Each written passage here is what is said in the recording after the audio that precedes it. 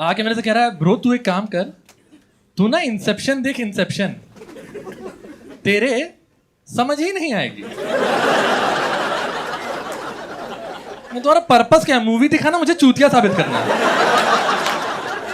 तो मैं क्यों? मुझे लाइंस बहुत अच्छी लगती हैं, नॉट बिकॉज ये बहुत फनी है, well they are, but mostly because ये चीज रियल है।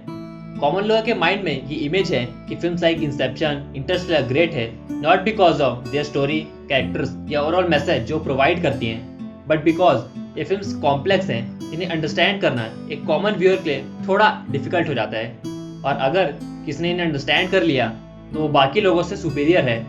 कुछ लोगों के लिए कॉम्प्लेक्सिटी मीन्स क्वालिटी, और मैं इस चीज से कंप्लीटली डिसएग्री करता हूँ। And well, I am not alone. Complex films का ये मतलब नहीं है कि वो अच्छी फिल्म भी हो।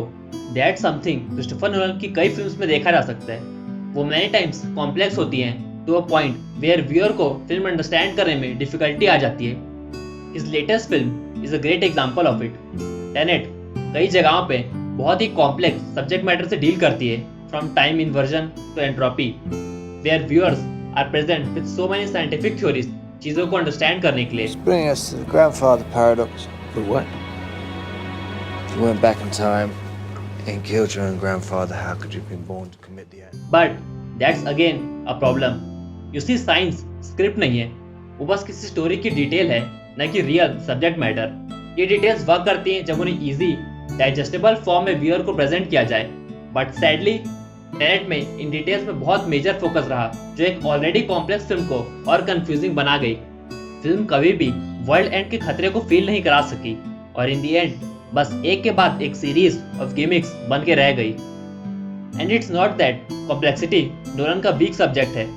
वन ऑफ हिज अर्लीस्ट और मोस्ट अक्लेम्ड फिल्म मेमेंटो एक complex subject matter of short term memory loss से डील करती है, बट मेमेंटो के पास वो है जो टेनेट में मिसिंग है, रीजनिंग। अनलाइक टेनेट, मेमेंटो कभी कॉम्प्लेक्स होने को प्राउड नहीं लेती।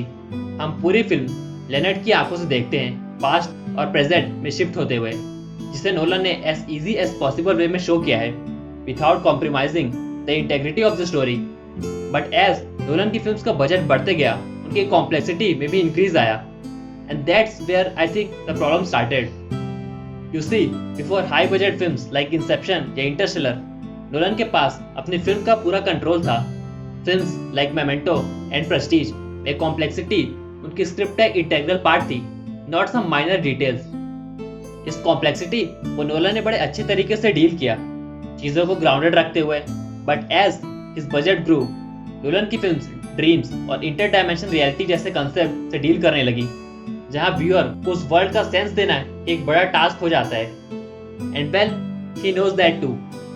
वर्ल्ड बिल्डिंग एक कॉम्प्लेक्स चीज है, जिसे करने के लिए नोलन ने उस चीज का सहारा लिया जिसके लिए उसे काफी क्रिटिसिज्म मिलता है, इस over use of exposition.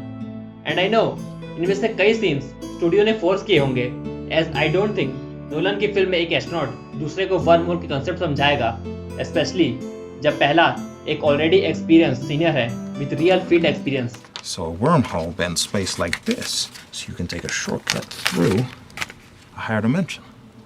Okay. But still, many time, his film relies on in-the-face exploration, जिसे कई बार सीन्स की वैल्यू डिक्रीज हो जाती है। Take this scene as an example. Task का ब्लैक होल के डायमेंशन का एक्सप्लेनेशन पूरे सीन की इमोशनल बिल्डअप को किल कर देता है। हम कूपर और मर्फ के बीच एक फादर एंड डॉटर रिलेशनशिप को देख रहे थे, जहां अचानक टास्क का एक्सप्लेनेशन सिंपली फोर्स फील हुआ। I don't know, but they constructed this three-dimensional space inside their five-dimensional reality to allow you to understand it. Yeah, that ain't working.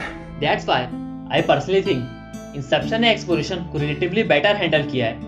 And yes, cafe scene में exploration की कोई कमी नहीं थी, but I still think Inception में exploration उतना ही था जितना स्टोरी को फॉरवर्ड पुश देने के लिए जरूरी था, ऑडियंस को ड्रीम वर्ल्ड का एक्सप्लेनेशन देने के लिए। Now, as I said earlier, not all of this exploration is his own choice, but still in the end Nolan ही अपनी क्रिएशन का मास्टर है, and rather than blaming the studios, मैं Nolan को ब्लेम करूंगा इस चीज के लिए।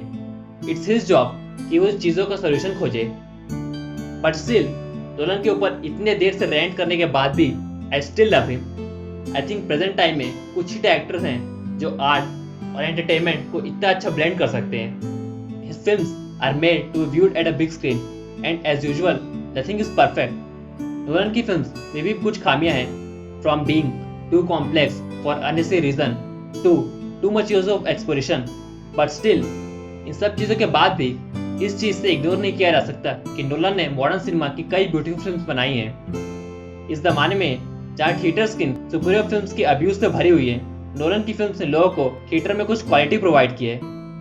आई थिंक वाई फिल्म्स इतनी इफेक्टिव मीडिया में is because of its ability to break down complex things into easy and interesting matter जो हर कोई इजीली अंडरस्टैंड और एंजॉय कर सके।